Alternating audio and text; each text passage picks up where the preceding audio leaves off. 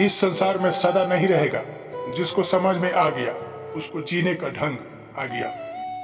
देह तो परमात्मा की भेंट है, पाप नहीं है। देह पुण्य है, पाप नहीं है। देह पवित्र है, अपवित्र नहीं। देह का सम्मान करो, देह का सत्कार करो, और तभी तो तुम प्रवेश कर पाओगे। देह से मैत्री बनाओ, यारी साधो।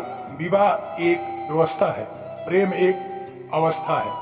विवाह शर्त के अधीन है, प्रेम बिना शर्त का है। इसलिए विवाह और प्रेम के बीच संघर्ष रहेगा ही। बुद्धि के हम आदी हो गए हैं, इसलिए प्रेम से परिचय बनाना मुश्किल हो गया है। जैसे जैसे ध्यान गहरा होगा वैसे वैसे तुम पाओगे तुम्हारे भीतर एक अपूर्व सौंदर्य लहरें ले रहा है। जो दूसरों से जुड़े होता है वह सदा अशांत होता है, क्योंकि शांत का अर्थ ही अपने भीतर जो संगीत की अनंत धारा बह रही है उससे संयुक्त हो जाने के अतिरिक्त और कुछ भी नहीं। परमात्मा इतना आसान नहीं कि समझ में आ जाए। वस्तुतः उसे समझने के लिए सब छोड़नी पड़ती है। उसे केवल वे ही समझ पाता है जो समझ का भी आग्रह करके छोड़ देता है। प्रेम तब तक होता है जब तक कहा ना हो। प्रेम तो अनकहा ही होता है। प्रेम का दिखाया है कहने की कोशिश करो तो वासना उतर आती है।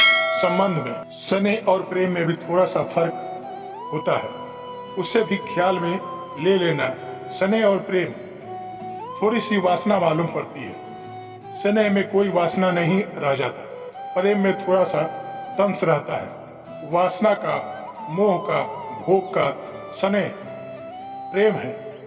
प्रेम में थोड़ी सी छाया पड़ती है देह की, स्नेह में जरा सी छाया पड़ती है।